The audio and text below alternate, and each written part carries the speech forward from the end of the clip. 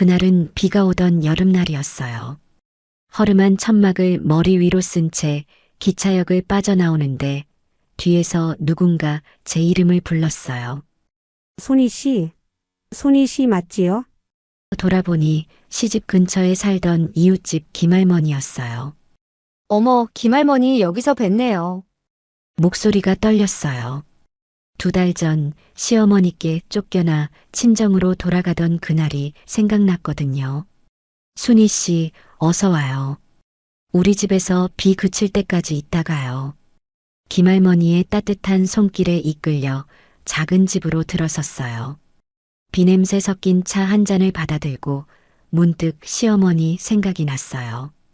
그분도 이렇게 차 한 잔을 건네며 이제 우리 며느리구나 하셨는데 어쩌다 이렇게 됐을까요? 그건 1978년 봄, 스물셋 꽃다운 나이에 시집간 지 1년 만에 벌어진 일이었죠. 시집에서의 첫날, 시어머니는 제게 친절했어요. 순이야, 우리 진수가 복이 많아 너 같은 색시를 만났구나. 남편 진수 씨는 마을에서 유일한 대학 졸업자였고 읍내 농협에 취직한 인물이었죠. 저는 고등학교도 못 나온 시골 처녀였지만 시어머니는 제 손재주를 알아봐 주셨어요. 우리 며느리 손이 여간 야무지지 않구나. 김치 담그는 솜씨가 나보다 낫네. 처음 몇 달은 행복했어요. 진수 씨는 매일 아침 출근하기 전 제 이마에 입맞춤했고 시어머니는 살림 요령을 하나하나 가르쳐 주셨죠. 하지만 행복은 오래가지 않았어요. 시어머니가 유난히 아끼던 청자꽃병이 깨진 날부터 모든 게 달라졌으니까요. 어머니, 제가 막걸리를 떠오는데 실수로. 시어머니의 얼굴이 순간 일그러졌어요. 이런 몹쓸 것, 그건 진수 아버지가 우리 혼수로 사온 거였어. 그날부터 시어머니의 눈빛이 달라졌어요. 모든 일에 트집을 잡기 시작하셨죠. 밥이 설어도 너무 질어도 꾸중이었어요. 이런 밥을 어떻게 내 아들에게 먹이니? 빨래가 하얗게 안 나와도 너무 세게 빨아 옷이 상해도 탓이었죠. 하루는 진수 씨 와이셔츠 깃에 얼룩이 남았다고 3시간을 앉혀두고 꾸중하셨어요. 내가 어떻게 진수색 씨가 되었는지 모르겠다. 글도 못 배우고 집안도 변변찮은 내가. 그 말이 가슴에 박혔어요. 몇 번이고 되새기며 울었죠. 진수 씨에게 이야기하고 싶었지만 말이 나오지 않았어요. 그는 항상 바쁘다며 저녁에 늦게 돌아왔고 가끔은 술 냄새를 풍기며 들어오기도 했죠. 어머니가 그러셨어요. 한 번은 용기 내어 말을 꺼냈는데 진수 씨는 피곤한 얼굴로 손을 저었어요. 순이야, 어머니는 그냥 너를 단련시키시는 거야. 시집살이가 다 그런 거지. 그렇게 말하는 그의 얼굴엔 어머니에 대한 무한한 존경심이 담겨 있었어요. 결국 나는 참는 수밖에 없었죠. 그러던 어느 여름날 마을장에 다녀오는 길이었어요. 오랜만에 친정 어머니를 만나 반찬거리도 받아왔고 진수 씨가 좋아하는 민어도 한 마리 샀죠. 오늘은 맛있는 저녁을 준비해서 진수 씨와 시어머니를 기쁘게 해드릴 생각이었어요. 대문을 열고 들어서는데 이상한 소리가 들렸어요. 어머니, 더 이상은 안 됩니다. 순이가 너무 불쌍해요. 진수 씨의 목소리였어요. 평소엔 늦게 들어오는 남편이 왜 이 시간에 집에 있는 거죠?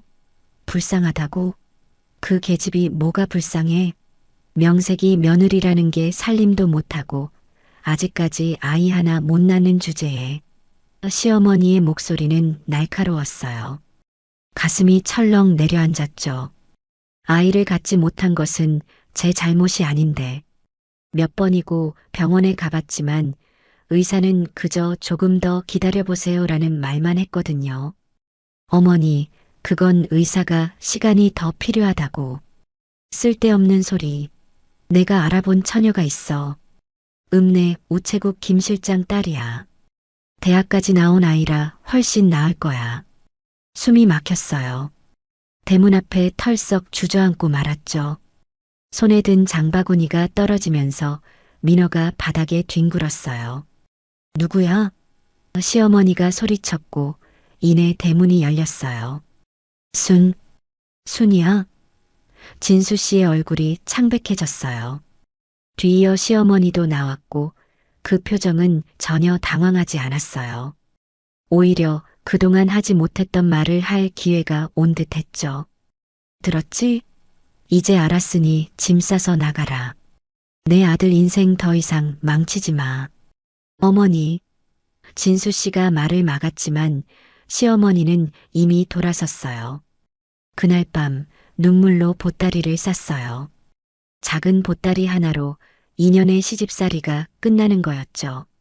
진수 씨는 어쩔 줄 몰라 하다가 작은 봉투를 내밀었어요. 기차표랑 용돈이야. 친정에 가서 잠시 있다가 내가 어머니를 설득할게. 꼭 데리러 갈게. 그의 눈에도 눈물이 고여 있었지만 저를 붙잡지는 않았어요. 역시 어머니 말이 더 중요했나 봐요.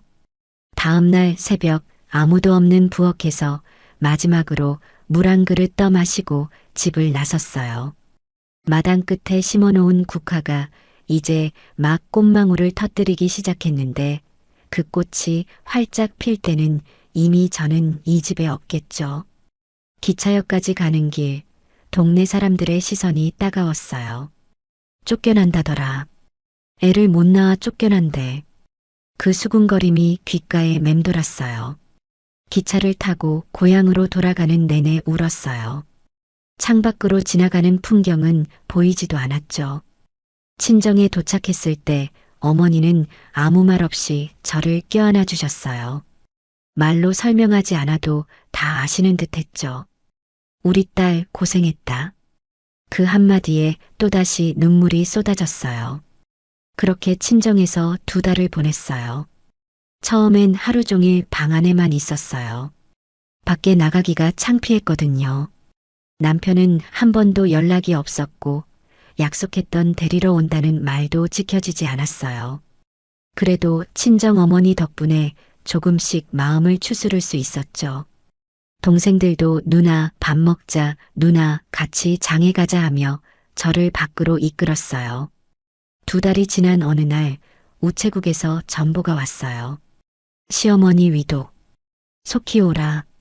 단 몇 글자였지만 가슴이 철렁 내려앉았어요. 아무리 절 미워하셨어도 2년 동안 모시던 분이 위독하다니. 게다가 속히 오라는 말은 그만큼 상황이 급하다는 뜻이겠죠. 망설였어요. 가야 할까 말아야 할까? 어머니가 제 어깨를 잡아주셨어요.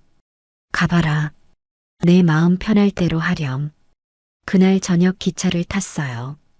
처음 시집 올 때 설렘으로 가득했던 그 길을 이번엔 무거운 마음으로 다시 걸었죠. 시댁 마을에 도착했을 때는 이미 늦은 저녁이었어요. 골목길을 걸으며 생각했어요. 진수 씨는 뭐라고 할까? 날 보면 반가워할까? 아니면 시댁 근처에 다다르자 이상한 기운이 느껴졌어요.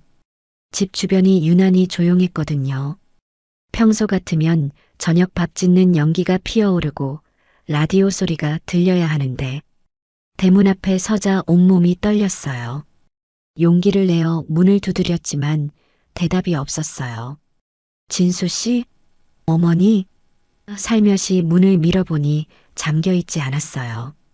마당으로 들어서는데 집안이 완전히 어두웠어요. 불길한 예감이 들었죠. 부엌으로 향했는데 냄새가 이상했어요. 가스? 아니, 연탄 냄새였어요. 어머니? 진수 씨? 방문을 열자마자 입을 틀어막았어요. 시어머니가 바닥에 쓰러져 계셨고 옆에는 남편 진수 씨도 누워 있었어요. 방 안에는 작은 연탄 난로가 놓여 있었고 창문은 모두 꼼꼼히 닫혀 있었죠. 숨이 막혔어요. 당장 밖으로 뛰쳐나가고 싶었지만 그럴 수 없었어요. 재빨리 창문을 모두 열고 2 사람을 끌어내려 했어요. 시어머니는 너무 무거웠지만 어떻게든 마당까지 끌어냈어요. 진수 씨도 마찬가지로 이웃집에 뛰어가 도움을 청했어요. 김할머니 살려주세요. 시어머니와 남편이 마을 사람들이 모여들었고 누군가 면소재지 병원으로 달려갔어요. 그 시절엔 구급차도 없었으니까요. 김할머니가 제 손을 꼭 잡아주셨어요. 순이야, 울지 마라. 살아있어, 둘 다. 그제서야 제가 울고 있다는 걸 알았어요. 누군가 가져온 수레에 시어머니와 진수 씨를 눕히고 병원으로 향했어요. 밤길을 달리는 내내 제 머릿속은 혼란스러웠어요. 왜 이런 일이? 정말 자살을 시도한 걸까? 병원에 도착해서야 진수 씨가 희미하게 눈을 떴어요. 저를 보는 순간 눈물을 흘렸죠. 순, 희야, 왔구나. 목소리가 너무 약해 거의 들리지 않았어요. 의사 선생님이 두 사람을 응급 처치했고 다행히 생명에는 지장이 없다고 했어요. 연탄가스 중독입니다. 발견이 빨라서 다행이네요. 그날 밤 병원 의자에서 꼬박 밤을 새웠어요. 시어머니도 새벽녘에 깨어나셨는데 저를 보자 놀라는 듯 했어요.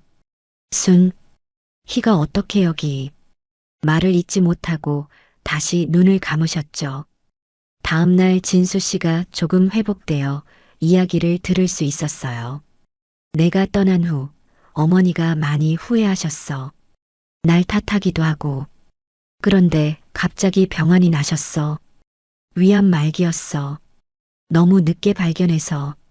진수 씨의 목소리가 떨렸어요.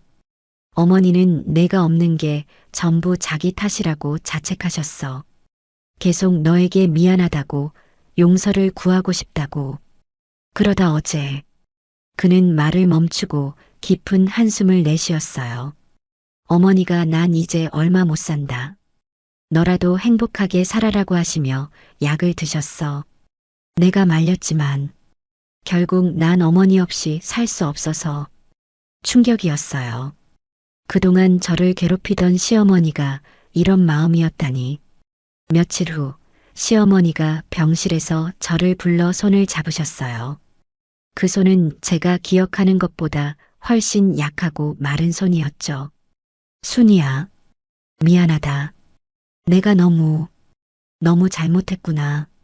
시어머니의 눈에서 눈물이 흘러내렸어요. 난 진수가 더 좋은 집안 색시를 얻길 바랐어. 내 욕심이었지. 시어머니의 말에 저도 눈물이 났어요. 어머니, 괜찮아요. 이제 건강해지세요. 고개를 저으셨어요. 내 병은 이미 늦었어. 의사가 시간이 얼마 없다고. 그래서 더 미안해. 너랑 진수가 행복하게 살 수 있게 해주지 못해서. 그 말에 가슴이 아팠어요. 지난 2년간 받은 상처가 있었지만 이렇게 약해진 시어머니를 보니 미움보다는 안쓰러움이 더 컸어요. 어머니, 제가 옆에 있을게요. 끝까지. 시어머니의 눈에 안도감이 스쳤어요. 그날부터 저는 병원에 머물며 시어머니를 간호했어요. 진수 씨도 회복되어 퇴원했지만 직장에 복귀해야 했거든요. 저녁에만 병원에 들러 어머니를 보고 갔죠. 시어머니의 병세는 날로 악화되었어요. 의사는 한 달을 넘기기 힘들 거라고 했지만 저는 포기하지 않았어요. 매일 집에서 죽을 수어와 한 숟가락씩 떠먹였고 등을 마사지해드리고 말벗이 되어드렸죠. 어느 날 시어머니가 저를 가까이 부르셨어요. 순이야, 서랍에 내 비상금이 있어. 그걸로 너희가 새 출발했으면 해. 놀랐어요. 어머니, 무슨 말씀을. 내가 진수 아버지 남겨주신 돈을 모아둔 거야. 너희 둘이 살기 힘들 텐데 작은 가게라도 하나 차리렴. 그리고 제 손을 꼭 잡으셨어요. 늘 궁금했어. 내가 너처럼 착한 며느리를 만났다면, 진수 아버지가 살아계셨다면 우리 가족이 얼마나 행복했을까. 그로부터 2주 후 시어머니는 평온하게 눈을 감으셨어요. 마지막 순간까지 제 손을 꼭 잡고 계셨죠. 진수를 부탁한다. 그 말을 남기고 떠나셨어요. 슬픔에 잠긴 장례식에서 진수 씨는 제 손을 한시도 놓지 않았어요. 그의 눈에는 어머니를 잃은 상실감과 함께 저에 대한 미안함이 가득했죠. 장례를 마치고 빈 집으로 돌아왔을 때 그 적막함이 가슴을 찢는 것 같았어요. 이제 이 집에는 우리 둘뿐이었으니까요. 순이야, 내가 없었다면 어머니는 외롭게 가셨을 거야. 내가 어떻게 보답해야 할지. 그의 말을 가로막았어요. 진수 씨, 이제 우리 다시 시작해요. 어머니도 그걸 원하셨잖아요. 침실 장롱 서랍에서 시어머니가 말씀하신 비상금 봉투를 찾았어요. 놀랍게도 그 안에는 상당한 돈과 함께 작은 쪽지가 있었어요. 순이에게 내가 다시 이 집에 돌아올 거라 믿었다. 내 욕심과 편견으로 너희를 아프게 해서 미안하다. 이 돈으로 새 출발하거라. 눈물이 흘렀어요. 시어머니는 제가 돌아올 것을 알고 계셨던 거예요. 아마도 그 전보도 진수 씨가 아닌 시어머니가 보낸 것일지도 몰라요. 그날 밤 진수 씨와 오랜만에 마주 앉아 이야기를 나눴어요. 어머니 말씀대로 작은 가게를 해볼까 해요. 내가 음식 솜씨가 있으니. 진수 씨는 환하게 웃었어요. 그 웃음에서 오랜 그림자가 조금은 거친 것 같았죠. 그래, 읍내에 가게를 내자. 나도 농협 일을 마치고 도울게. 그렇게 우리의 두 번째 시작이 열렸어요. 다음 달 읍내 시장 근처에 작은 식당을 열었어요. 순이네라는 이름을 달았는데 진수 씨의 아이디어였죠. 내 이름을 걸자. 내가 이 집의 중심이니까. 처음엔 손님이 많지 않았어요. 하루 종일 앉아 있다가 몇 그릇 팔고 문을 닫는 날도 많았죠. 그래도 진수 씨는 매일 일을 마치고 와서 설거지를 도와주었어요. 오늘은 몇 분이나 오셨어? 5분. 그래. 어제보다 한 분 더 오셨네. 내일은 6분 올 거야. 그런 진수 씨의 긍정적인 말에 힘을 얻었어요. 한 달, 2달이 지나면서 조금씩 단골이 생겼어요. 특히 제가 시어머니에게 배운 비법으로 만든 된장찌개가 인기였죠. 아주머니, 이 된장찌개 비법이 뭐예요? 우리 영감이 여기 된장찌개만 찾네요. 그런 말을 들을 때마다 시어머니 생각이 났어요. 어머니, 보고 계세요? 어머니가 가르쳐 주신 된장찌개로 제가 가게를 꾸려가고 있어요. 가게 한쪽에 시어머니 사진을 작게 모셔두었어요. 아침마다 첫 음식은 그 사진 앞에 올렸죠. 일종의 감사의 마음이었어요. 그리고 기적처럼 그해 겨울 제 몸에 변화가 생겼어요. 구역질이 나고 냄새에 민감해졌죠. 진수 씨, 나 아기가 생긴 것 같아요. 남편은 믿을 수 없다는 표정으로 저를 껴안았어요. 정말? 정말이야? 병원에 가보니 정말 임신이었어요. 의사는 스트레스가 줄어들어서 그런 것 같다고 했죠. 생각해보면 시어머니 돌아가시고 나서 마음이 한결 편안해졌고 가게 일도 즐거웠으니까요. 뱃속의 아이는 기적 같은 선물이었어요. 시어머니가 하늘에서 보내주신 선물 같았죠. 그해 가을, 우리 딸 미숙이가 태어났어요. 고사리 같은 손가락을 가진 작은 아이를 품에 안았을 때 세상 모든 슬픔이 씻겨 내려가는 것 같았어요. 진수 씨는 아이를 본 순간 눈물을 흘렸죠. 어머니가 보셨으면 얼마나 좋아하셨을까. 맞아요. 시어머니가 손녀를 안아보셨다면 얼마나 행복해 하셨을까요? 미숙이가 100일이 되던 날 시어머니 산소에 아이를 데려갔어요. 어머니 손녀예요. 미숙이라고 지었어요. 어머니 성함 한자를 따서. 시어머니 이름은 김미자였거든요. 그 미자를 따서 미숙이라 지었죠. 아이가 자라면서 가게도 점점 번창했어요. 어느새 읍내에서 소문난 식당이 되었고 멀리서도 손님들이 찾아왔죠. 특히 된장찌개와 제가 새로 개발한 김치찌개는 많은 사람들의 사랑을 받았어요. 순희 씨가 우리 읍을 빛내는 사람이야. 그런 말을 들을 때마다 가슴이 뭉클했어요. 한때는 시집에서 쫓겨나 눈물로 하루하루를 보냈던 제가 이제는 당당한 사업가가 되었으니까요. 가게 뒤편에 작은 화단을 만들어 국화를 심었어요. 시어머니가 좋아하셨던 꽃이었거든요. 매년 가을 국화가 피면 한 송이를 꺾어 시어머니 사진 앞에 올렸죠. 어머니, 미숙이가 이제 학교에 다녀요. 선생님이 글씨를 잘 쓴대요. 마치 시어머니가 듣고 계신 것 같아 매일 이야기를 나눴어요. 가끔은 어머니, 된장간이 좀 싱거운가요? 하고 물어보기도 했죠. 그러면 이상하게도 마음속에서 답이 들려오는 것 같았어요. 좀 더 메주를 넣어봐라. 세월이 흘러 미숙이가 고등학생이 되었어요. 명랑하고 착한 아이로 자랐죠. 특히 요리 솜씨가 저를 닮아 학교 가정 시간에 항상 칭찬을 받아왔어요. 엄마, 선생님이 우리 된장찌개 비법 좀 알려달래요. 웃으며 대답했죠. 그건 할머니가 물려주신 비밀이라 함부로 알려줄 수 없어.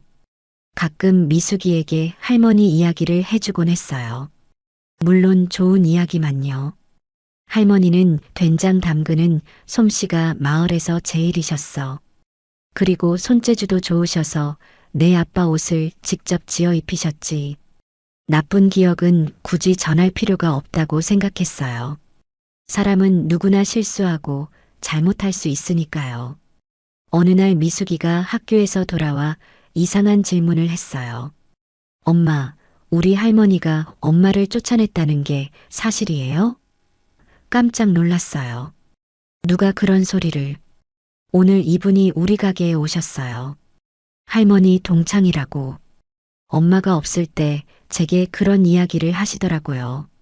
순간 어찌할 바를 몰랐어요. 진실을 말해야 할까, 감춰야 할까? 결국 솔직하게 이야기했어요.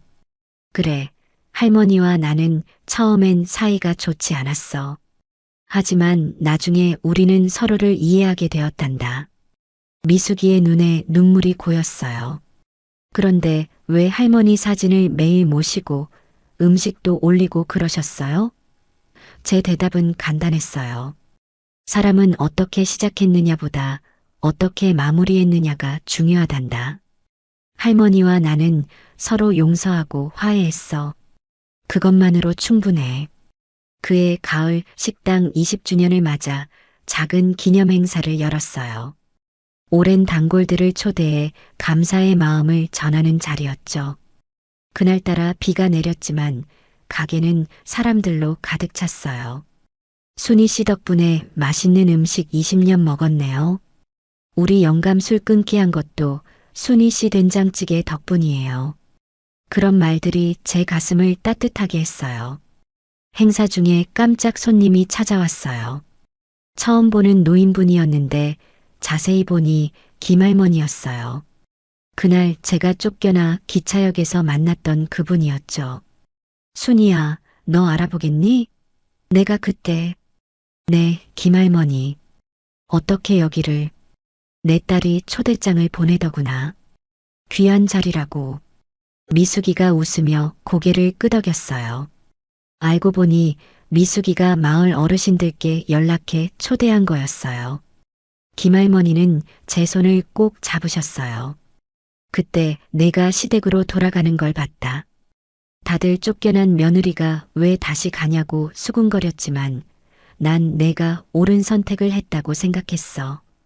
그리고 봐라, 지금의 내 모습을. 할머니의 눈에 눈물이 고였어요. 시어머니가 돌아가시기 전 나를 불러 부탁하셨어. 순이가 진수와 잘 살게 도와달라고. 근데 너희는 내 도움 없이도 이렇게 훌륭하게 살고 있구나. 그 말을 들으니 가슴이 먹먹해졌어요. 시어머니는 마지막까지 우리를 걱정하셨던 거예요. 그날 밤 손님들이 모두 돌아간 후 진수 씨와 둘이 남았어요. 빗소리를 들으며 차 한 잔을 마셨죠. 순이야, 고마워. 갑자기 진수 씨가 말했어요. 20년 동안 참 많은 일이 있었지. 그의 머리카락에는 하얀 서리가 내려앉기 시작했지만 눈빛만은 제가 처음 만났을 때와 같았어요. 따뜻하고 다정한. 내가 고마워해야지. 진수 씨가 있었기에 지금의 내가 있잖아요. 서로를 바라보며 웃었어요. 세월이 흘러 이제는 서로의 주름살까지 사랑하게 된 부부가 되었죠. 가끔 생각해. 그날 내가 돌아오지 않았다면 진수 씨의 목소리가 떨렸어요. 아마 나와 어머니는 그대로 말을 끝맺지 못했지만 우리 둘 다 알고 있었어요. 그날 제가 돌아오지 않았다면 두 사람 다 이 세상 사람이 아니었을 거라는 걸. 운명이었나 봐요. 제 대답에 진수 씨는 고개를 끄덕였어요. 창밖으로 여전히 비가 내리고 있었지만 우리 마음은 맑게 겠어요. 다음 날 아침 일찍 일어나 시어머니 산소에 다녀왔어요. 소나기 후 촉촉이 젖은 땅 위에 국화 한 송이를 올렸죠. 어머니, 20년이 지났어요. 덕분에 행복하게 살고 있어요. 미숙이도 이제 대학에 갈 준비를 하고 있고요. 산들바람이 불어와 제 뺨을 쓰다듬는 것 같았어요. 마치 시어머니의 손길처럼. 가게로 돌아오는 길 문득 하늘을 올려다봤어요. 먹구름 사이로 햇살이 비치기 시작했죠. 마치 새로운 날이 시작되는 것 같았어요. 세월은 빠르게 흘러 어느덧 30년이 지났어요. 미숙이는 서울에서 대학을 마치고 자기 사업을 하고 있었죠. 가끔 고향에 내려와 제 가게 일을 돕곤 했어요. 엄마, 이제 좀 쉬세요. 그동안 너무 고생하셨잖아요. 하지만 저는 여전히 가게를 놓을 수 없었어요. 이곳은 단순한 식당이 아니라 제 인생의 일부였으니까요. 진수 씨는 농협에서 정년 퇴직하고 이제 온전히 가게 일을 도와주었어요. 예전에는 늘 바빠서 함께하는 시간이 적었는데 이제는 하루 종일 같이 있으니 새로운 신혼 같았죠. 순이야, 내일은 시장 가지 말고 바다나 보러 가자. 그런 진수 씨의 제안에 웃으며 고개를 끄덕였어요. 우리는 가끔 가게 문을 닫고 나들이를 갔어요. 젊을 때는 꿈도 못 꿨던 여유였죠. 어느 가을날 진수 씨와 함께 시어머니 산소를 찾았어요. 벌써 30년 가까이 찾아온 곳이었지만 올 때마다 가슴이 저렸어요. 어머니, 저희 잘 지내고 있어요. 걱정 마세요. 돌아오는 길에 진수 씨가 문득 물었어요. 순이야, 후회는 없어? 잠시 생각했어요. 젊은 시절의 아픔, 시어머니와의 갈등, 쫓겨난 수모. 하지만 이상하게도 그 모든 것이 지금의 행복을 만들어준 디딤돌 같았어요. 아니요, 후회 없어요. 그 모든 과정이 지금의 나를 만들어줬으니까요. 진수 씨의 눈에 눈물이 고였어요. 난 항상 미안해. 그때 널 지켜주지 못해서. 그의 손을 꼭 잡았어요. 이제 그만해요. 우리는 충분히 행복해요. 미숙이가 결혼한 해 우리 가게는 읍내에서 가장 오래된 식당으로 상을 받았어요. 군수님이 직접 찾아와 감사패를 전해주셨죠. 순이 씨의 된장찌개는 우리 고향의 자랑입니다. 그 말에 가슴이 뭉클했어요. 시어머니가 보셨다면 얼마나 뿌듯해 하셨을까요? 어느새 손주까지 생겼어요. 귀여운 남자아이, 이름은 진우라고 지었죠. 진수 씨의 진자와 제 아버지 이름에서 우자를 따왔어요. 진우가 5살 되던 해 놀라운 일이 있었어요. 어느 날 가게에 앉아 있는데 진우가 갑자기 말했어요. 할머니가 오셨어. 주변을 둘러봤지만 아무도 없었어요. 할머니? 어디? 저기 부엌에. 깜짝 놀랐어요. 그곳은 제가 매일 시어머니 사진에 음식을 올려두는 자리였거든요. 할머니가 뭐라고 하시니? 엄마한테 된장찌개 맛있다고, 고맙다고, 온몸에 소름이 돋았어요. 진우는 시어머니를 본 적도 사진으로만 봤을 뿐인데 마치 정말 시어머니가 우리 곁을 지키고 계신 것만 같았어요. 그날 밤 꿈에 시어머니가 나타나셨어요. 꿈에서 보니 젊고 건강한 모습이셨죠. 순이야 고맙다. 내 아들, 그리고 손주까지 잘 돌봐줘서. 그리고 환하게 웃으셨어요. 그 미소가 너무 따뜻해서 잠에서 깨어났을 때도 가슴이 벅찼어요. 진수 씨에게 꿈 이야기를 해주니 그도 눈시울을 붉혔어요. 어머니가 정말 우리를 지켜보고 계시는 거겠지? 이제 저도 이른을 바라보는 나이가 되었어요. 가게는 미숙이 내외가 이어받아 운영하고 있죠. 물론 저도 가끔 가서 된장간을 봐주곤 해요. 엄마, 할머니의 비법은 역시 다르네요. 미숙이의 말에 웃음이 났어요. 비법이라고 해봐야 시어머니가 알려주신 그대로인데 시간이 지날수록 더 깊은 맛이 우러나는 것 같았어요. 어느 봄날 가게 앞 정원에 꽃을 심고 있었어요. 그때 누군가 다가왔어요. 혹시 심순이 씨 되세요? 고개를 들어보니 모르는 여자분이 서 계셨어요. 같은 또래로 보였죠. 네, 그런데 누구? 저는 김연주라고 해요. 진수 씨와 한때 약혼했던 사람이에요. 숨이 멎는 것 같았어요. 진수 씨가 시어머니 바람대로 만나기로 했던 그 여자였군요. 아, 네. 더듬거리며 대답했어요. 진수 씨 계세요? 한번 인사드리고 싶어서요. 진수 씨는 집에서 낮잠을 자고 있었어요. 그분을 모셔 집으로 향했죠. 발걸음이 무거웠어요. 40년도 더 지난 일인데 왜 이제 와서. 집에 들어서자 진수 씨가 놀란 표정으로 일어났어요. 연주 씨? 그분은 미소를 지었어요. 오랜만이에요, 진수 씨. 세 사람이 거실에 앉았어요. 어색한 침묵이 이어지다가 연주 씨가 말을 꺼냈어요. 저 사실 40년 전에 한번 찾아왔었어요. 그때 멀리서 두 분을 봤는데 너무 행복해 보여서 그냥 돌아갔어요. 연주 씨의 말에 놀랐어요. 40년 전이라면. 네, 어머님이 돌아가시고 얼마 안 됐을 때였죠. 제가 서울에서 시집살이 하다가 친정에 잠시 왔을 때 두 분이 시장에서 장을 보는 모습을 봤어요. 그 말을 듣고 진수 씨와 저는 서로를 바라봤어요. 그때 우리는 가게를 막 시작했을 때였죠. 그런데 왜 이제 오셨어요? 제 질문에 연주 씨는 한숨을 내쉬었어요. 저도 이제 남편과 사별하고 고향에 돌아와 여생을 보내려고요.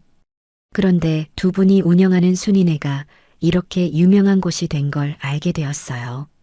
그래서 감사 인사를 드리고 싶었어요. 이해가 되지 않았어요. 감사라니요? 네. 진수 씨와 제가 결혼했다면 아마 둘 다 불행했을 거예요.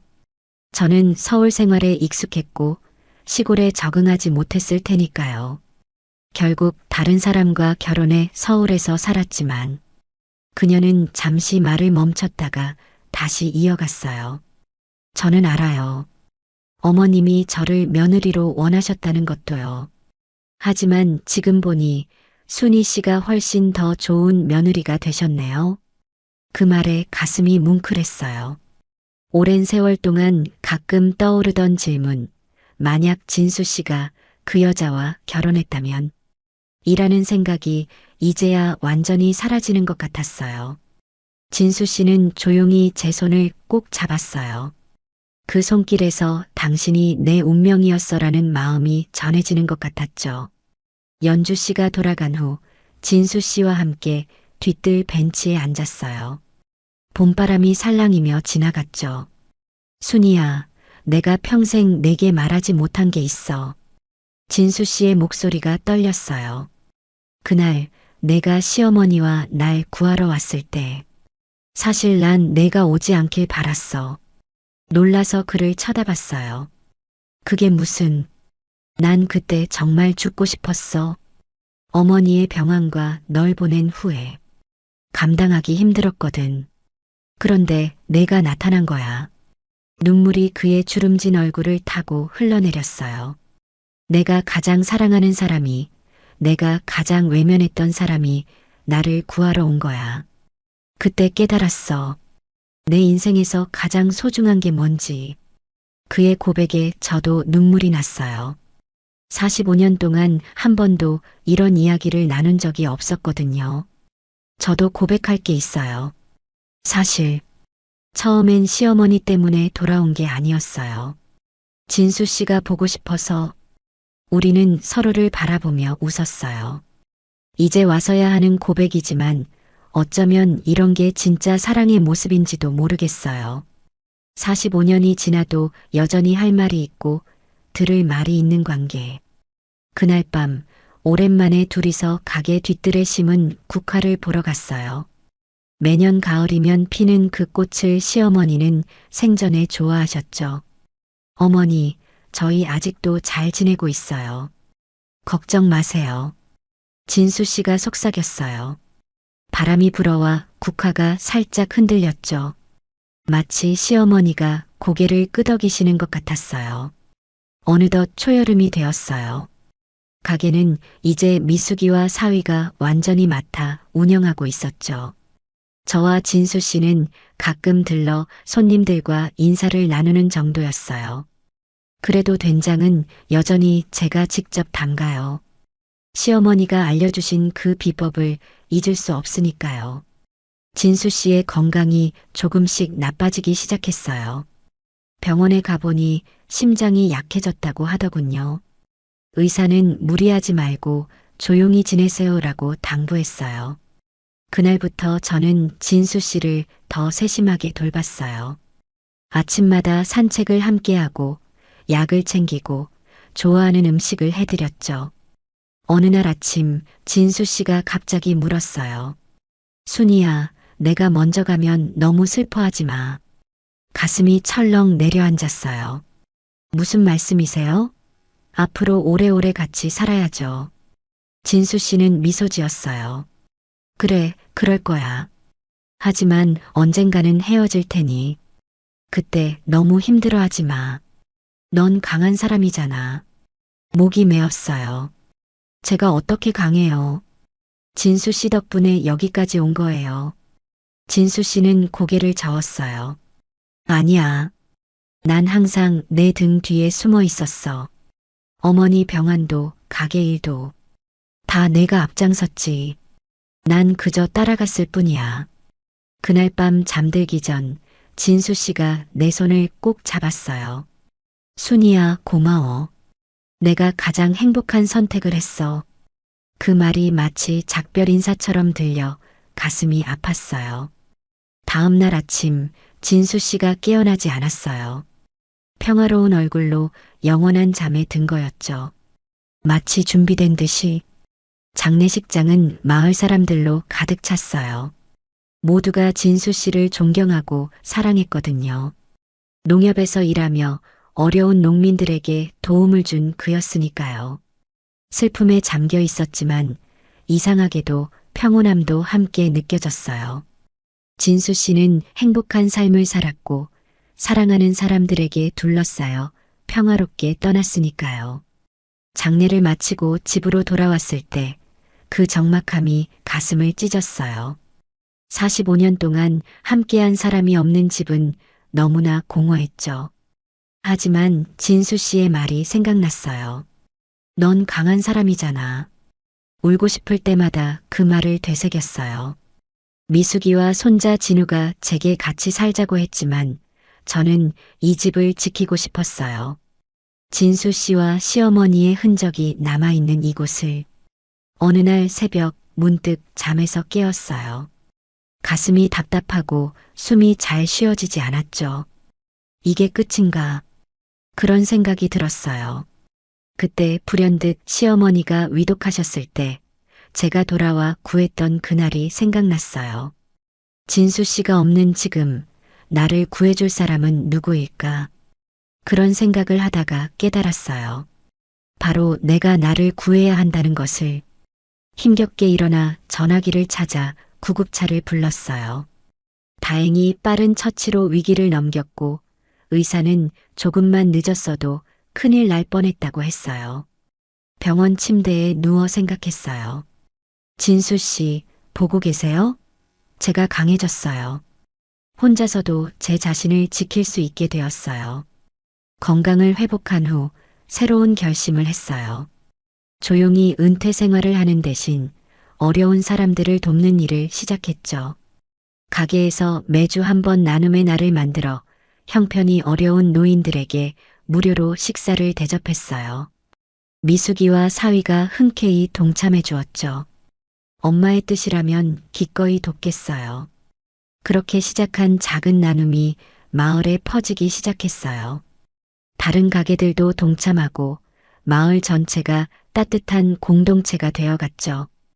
어느 겨울날 옛 시댁 근처를 지나게 되었어요. 그 집은 이제 다른 사람들이 살고 있었지만 마당에 심었던 국화는 아직도 그 자리에 있었어요. 잠시 걸음을 멈추고 바라봤죠. 이상하게도 그 앞에 선이 시어머니와 진수 씨가 함께 계신 것 같은 느낌이 들었어요. 마치 그들이 수고했어. 잘 살고 있구나라고 말하는 것 같았죠. 예전처럼 마당은 텅 비어 있고 집은 조용했지만 이제는 그 기억들이 아프지 않았어요. 오히려 제 삶을 만들어준 소중한 조각들처럼 느껴졌죠. 발걸음을 돌려 집으로 향하는데 길에서 친정어머니 친구분을 만났어요. 순이야, 너 요즘 더 젊어 보인다. 비결이 뭐니? 웃으며 대답했어요. 사는 게 즐거워서 그런가 봐요. 진심이었어요. 모든 어려움과 슬픔을 이겨내고 이제는 제 삶에 감사할 수 있게 되었으니까요. 어느새 80세가 되었어요. 미숙이는 이제 중년의 나이가 되었고 손자 진우는 대학을 졸업하고 직장에 다니고 있었죠. 가게는 여전히 순이네라는 이름으로 운영되고 있었어요. 이제는 손자 며느리가 주방을 맡고 있었죠. 할머니가 가르쳐 주신 된장찌개 비법 절대 잊지 않을게요. 그 말을 들을 때마다 시어머니 생각이 났어요. 비법이 3대째 이어지고 있다니 시어머니가 보셨다면 얼마나 기뻐하셨을까요? 손자 진우가 어느 날 저를 찾아왔어요. 할머니, 우리 가족 이야기를 책으로 남기고 싶어요. 깜짝 놀랐어요. 우리 같은 평범한 가족 이야기가 뭐가 특별하니? 진우는 진지한 표정으로 말했어요. 특별하죠.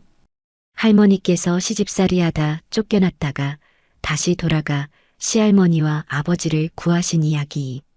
그리고 그 후 50년 넘게 이어온 가족의 역사요. 이건 단순한 가족사가 아니라 우리 시대의 이야기예요. 그 말에 가슴이 뭉클했어요. 제 인생이 우리 가족의 역사가 누군가에게 의미 있는 이야기가 될 수 있다니. 며칠 동안 진우와 함께 앉아 제 이야기를 들려주었어요. 처음 시집 왔을 때의 설렘, 시어머니와의 갈등, 쫓겨났던 그 아픔, 그리고 돌아와 마주한 참혹한 광경, 용서와 화해의 과정. 모든 것을 솔직하게 말했어요. 진우는 모든 말을 꼼꼼히 기록했어요. 할머니, 이 이야기가 많은 사람들에게 힘이 될 거예요.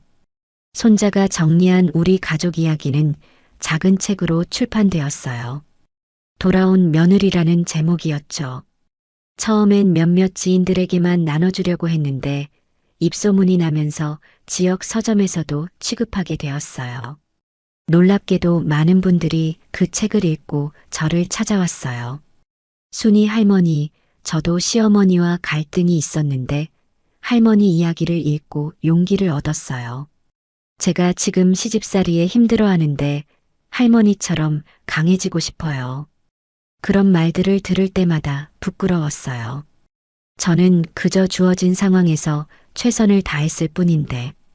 하지만 제 이야기가 누군가에게 위로와 용기가 된다면 그것만으로도 감사한 일이었죠. 어느 날 한 젊은 여성이 가게를 찾아왔어요. 혹시 심순이 할머니 계신가요? 미숙이가 저를 불렀고 그 여성을 만났어요. 저는 김현주의 손녀입니다. 깜짝 놀랐어요. 진수 씨가 한때 약혼했던 그분의 손녀라니. 할머니께서 돌아가시기 전에 심순이 할머니를 꼭 한번 뵙고 싶다고 하셨어요. 하지만 몸이 너무 편찮으셔서 그 말에 가슴이 아팠어요. 연주 씨가 돌아가셨다니. 할머니께서 유품 중에 이걸 전해달라고 하셨어요. 작은 상자를 건네받았어요. 열어보니 오래된 사진 한 장과 편지가 들어 있었어요. 사진 속에는 젊은 시절의 연주 씨와 진수 씨가 함께 있었어요. 편지에는 이런 내용이 적혀 있었죠. 순희 씨, 진수 씨를 행복하게 해주셔서 감사합니다.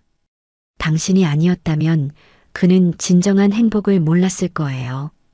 저는 늘 당신을 존경했습니다. 연주 씨의 편지를 읽고 한동안 말을 잇지 못했어요. 모든 인연이 서로 얽혀 있다는 사실이 새삼 놀라웠죠. 만약 시어머니가 진수 씨와 연주 씨의 결혼을 성사시켰다면, 만약 제가 그날 시댁으로 돌아가지 않았다면, 모든 만약들이 현재의 우리를 만들었어요. 연주 씨의 손녀에게 고마움을 전하고 헤어진 후 시어머니와 진수 씨의 산소를 찾았어요. 이제는 두 분이 나란히 누워 계신 곳이죠. 손에는 국화꽃 한 송이를 들고요. 어머니, 진수 씨, 이제야 모든 게 정리된 것 같아요. 연주 씨도 우리를 축복해 주셨어요. 바람이 살랑 불어왔어요. 마치 두 분이 미소 짓는 것 같았죠. 80을 넘긴 나이에 찾아온 평온함은 이전과는 달랐어요. 젊었을 때는 행복이란 화려하고 큰 것이라 생각했는데 이제 보니 일상의 작은 것들에 있더군요. 아침에 눈을 뜨는 순간의 감사함, 가게에서 손님들과 나누는 따뜻한 대화, 저녁에 손자 진우가 걸어오는 전화.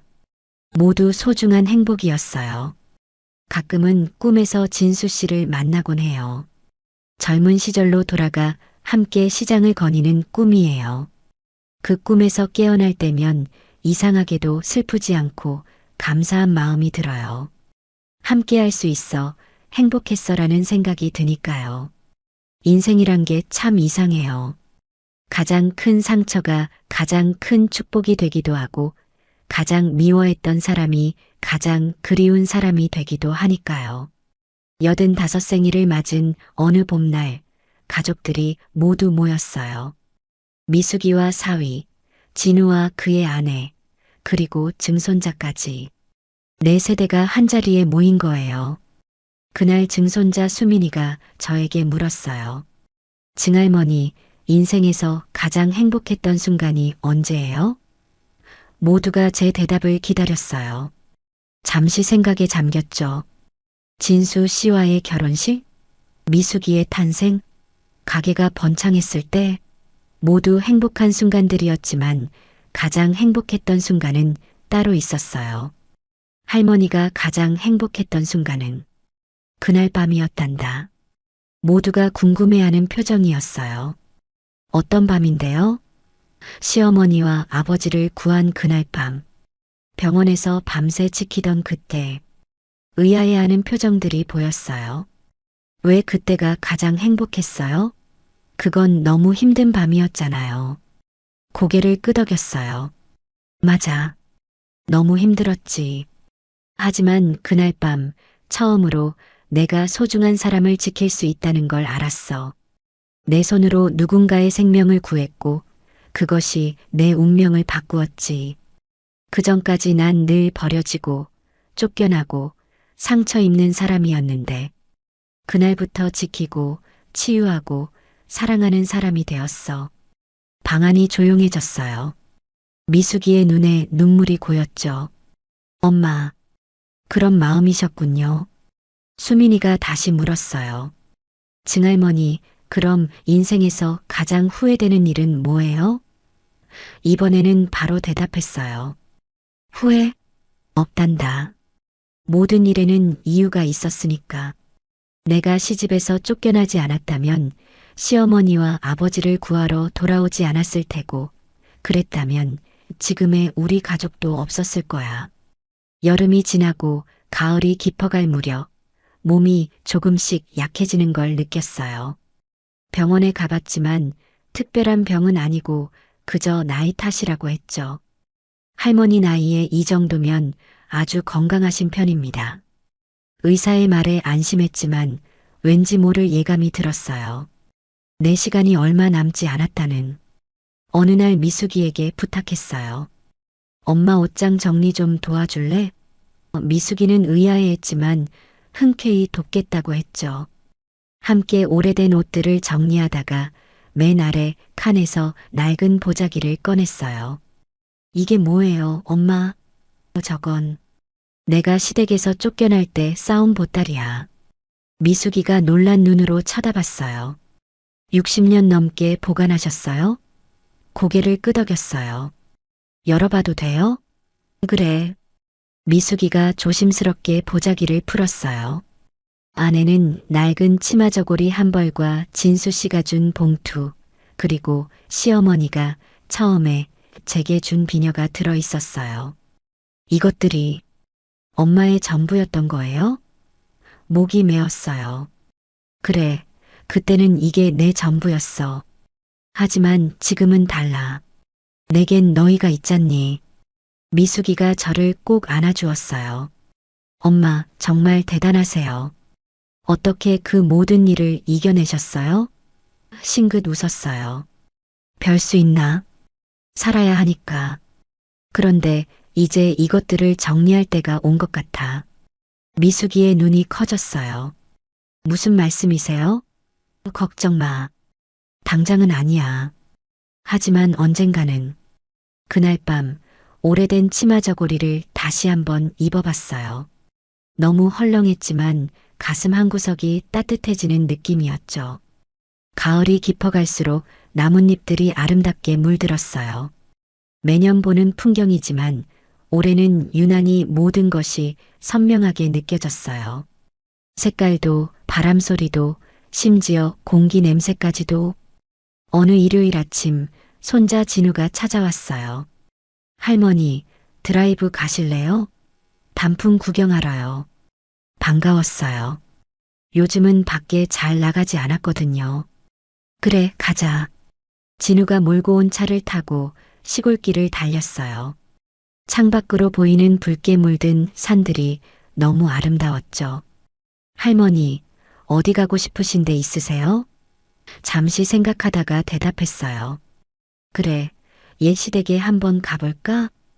진우가 놀란 듯 쳐다봤지만 곧 고개를 끄덕였어요. 예전 시댁은 이제 완전히 다른 모습이 되어 있었어요. 새 주인이 집을 크게 고쳐 현대식으로 바꿨더군요. 하지만 마당 한쪽에 여전히 국화가 피어 있었어요. 차에서 내려 잠시 그 앞에 섰어요. 할머니, 무슨 생각하세요? 진우가 물었어요. 그냥 인생이 참 신기하다는 생각을 하는 중이야. 그날 저녁 진우가 저를 집에 데려다주고 돌아간 후 혼자 방에 앉아 오래된 앨범을 펼쳐봤어요. 젊은 시절의 진수 씨와 나 어린 미숙이, 시어머니. 흑백 사진 속에 담긴 추억들이 하나하나 되살아났어요. 마지막 페이지에는 진수 씨가 돌아가시기 얼마 전에 찍은 사진이 있었어요. 우리 둘이 가게 앞에 나란히 서 있는 모습이었죠. 사진 속 우리는 웃고 있었어요. 그 웃음 뒤에 숨겨진 모든 아픔과 기쁨, 절망과 희망을 아는 건 우리 둘뿐이었죠. 진수 씨, 곧 만나겠네요.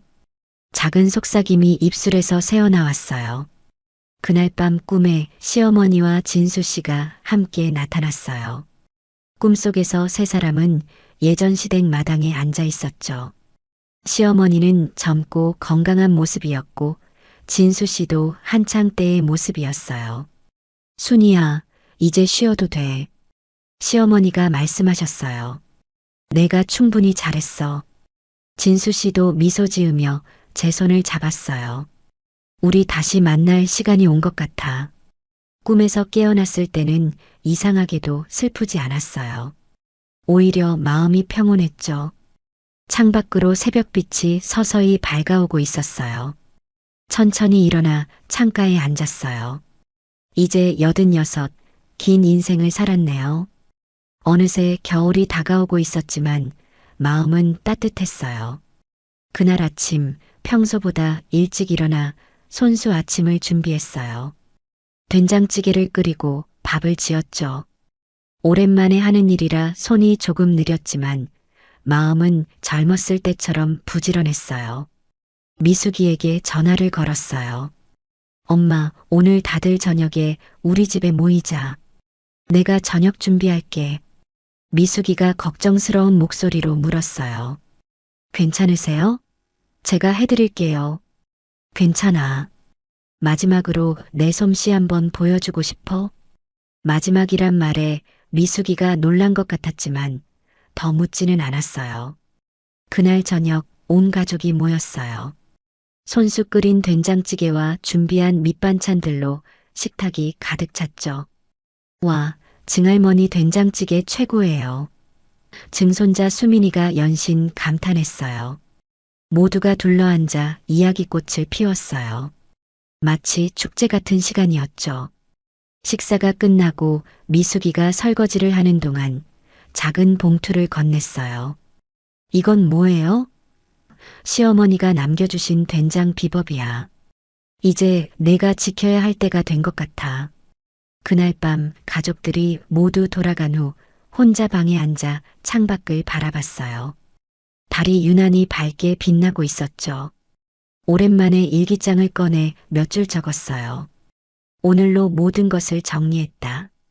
시어머니의 비법은 미숙이에게, 진수 씨의 사진들은 진우에게, 그리고 내 이야기는 수민이에게.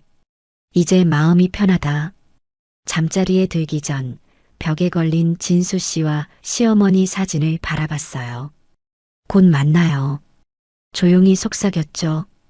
그날 밤 평소보다 일찍 잠이 들었어요.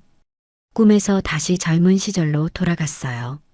시집 오던 날 설렘과 두려움이 가득했던 그때 꿈속에서 대문을 열고 들어서는데 시어머니가 환한 미소로 맞아주셨어요. 드디어 왔구나. 기다렸단다. 그리고 진수 씨도 나와 반갑게 맞아주었죠. 꿈인 줄 알면서도 너무 행복했어요. 다음 날 아침 미숙이가 평소보다 일찍 찾아왔어요. 엄마, 어제 너무 무리하신 것 같아서 걱정돼서요. 방문을 열고 들어선 미숙이의 얼굴이 굳어졌어요. 저는 평화롭게 잠든 모습으로 그곳에 누워 있었죠. 마치 잠시 쉬고 있는 것처럼 미소를 띤 얼굴로. 장례식은 소박하게 치러졌어요. 진수 씨와 시어머니 곁에 누울 자리를 준비했죠. 많은 사람들이 찾아와 추모했어요. 동네 어르신들, 단골 손님들, 그리고 놀랍게도 제 책을 읽은 젊은이들까지. 심순이 할머니 이야기가 제 인생을 바꿨어요. 그런 말들이 여기저기서 들려왔어요. 미숙이가 제 유품 중에서 작은 메모지를 발견했대요. 거기엔 이렇게 적혀 있었답니다. 내 인생은 참 이상했다. 시집에서 쫓겨나 눈물로 보따리를 쌌던 날이 결국은 내 인생의 전환점이 되었으니 그날 돌아가 본 참혹한 광경이 아니었다면 나는 시어머니와 진수를 영원히 미워했을지도 모른다. 하지만 그 순간이 우리 모두를 구했다. 사람은 누구나 실수를 한다. 시어머니도 진수도 나도. 중요한 건 그 실수를 어떻게 용서하고 화해하느냐다. 내 인생에서 가장 값진 선물은 용서였다. 용서할 수 있는 용기, 용서받을 수 있는 겸손함. 이것이 내가 60년을 살며 깨달은 인생의 비밀이다. 시어머니와 진수가 내 곁을 떠났지만 그들은 여전히 내 안에 살아있다. 된장 냄새에, 국화 향기에, 그리고 미숙이와 진우, 수민이의 웃음소리에. 나는 행복했다. 그저 평범한 시골 며느리로 시작했지만 내 삶은 결코 평범하지 않았다. 내 이야기가 누군가에게 위로와 용기가 되길 바란다. 어떤 상황에서도 희망을 잃지 말고 다시 한번 문을 두드릴 용기를 가지길. 이제 나는 편히 쉬러 간다. 진수와 시어머니가 기다리고 계실 테니. 미숙이는 그 메모를 읽고 눈물을 멈출 수 없었다고 해요. 그리고 가슴속 깊이 결심했죠. 이 이야기를 계속 전해가기로. 지금도 순인의 식당은 여전히 그 자리에 있어요. 미숙이가 운영하고 손녀도 가끔 돕고 있죠. 시어머니에게서 순이에게, 그리고 미숙이에게, 또 다음 세대로. 그렇게 된장 비법과 함께 용서와 화해의 이야기가 이어지고 있어요. 식당 입구에는 세 사람의 사진이 나란히 걸려 있어요. 시어머니, 진수, 그리고 순이. 한때는 서로 상처를 주고받았지만 결국은 하나의 가족이 된 세 사람의 모습이 방문객들을 맞이하고 있죠. 가끔 노을이 질 때면 가게 앞 벤치에 앉아 있는 할머니의 모습이 보인다고 해요. 자세히 보면 아무도 없지만 마치 순이 할머니가 여전히 그곳을 지키고 있는 것 같다고. 그리고 저녁바람이 불어올 때면 어서 오세요. 오늘도 행복하세요. 라는 속삭임이 들리는 것 같다고들 말하죠. 시집살이 하다 쫓겨난 며느리가 돌아가 본 참혹한 광경. 그것이 모두의 인생을 바꾸었어요. 상처는 치유되고 미움은 용서로 바뀌었으며 한 여자의 용기가 여러 세대의 축복이 되었죠.